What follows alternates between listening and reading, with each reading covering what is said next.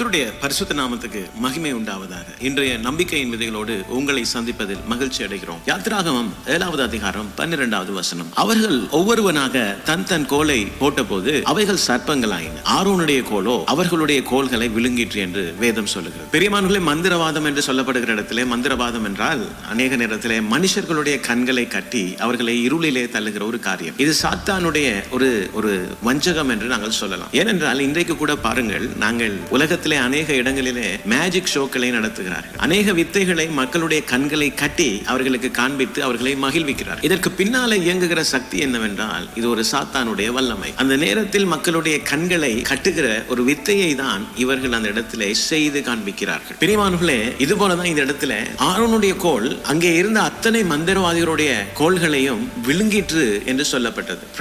பிரியமானவர்களே, அங்கே சொல்லப்பட்ட வார்த்தை என்னவென்றால் மந்திரவாதிகளுடைய கோல்களை போட்ட பொழுது அவைகள் சர்ப்பங்களாயின. ஆனால் ஆரோனுடைய கோலோ அந்த எல்லாவற்றையும் விழுங்கிற்று என்று சொல்லப்படுகிறது. அதாவது உலகத்திலே எப்படிப்பட்ட மந்திரவாதங்கள் சூனியங்கள் இருந்தாலும் தேவனுடைய வல்லமை இந்த எல்லா வல்லமைக்கும் மிஞ்சினதாக காணப்படுகிறது.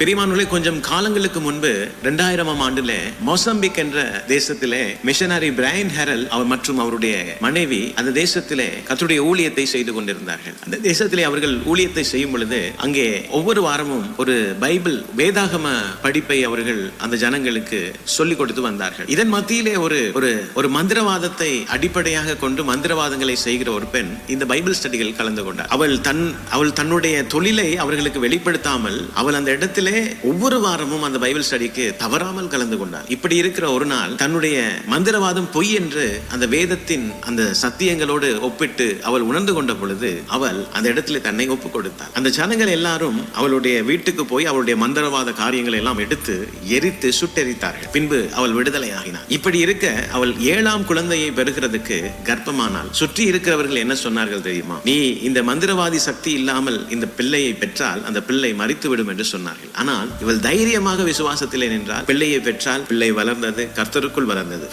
கர்த்தருடைய பரிசுத்த நாமத்துக்கு மகிமை உண்டாவதாக. கர்த்தர் எல்லா மந்திர தந்திரங்கள் இருந்து பிள்ளையை பாதுகாத்து காலப்போக்கிலே இவள் தேவன் தனக்கு செய்ததை அநேகருக்கு சாட்சியாக சொல்லி அநேகரை இந்த நம்பிக்கையிலிருந்து விடுவிக்கிறவளாக காணப்பட்டாள்.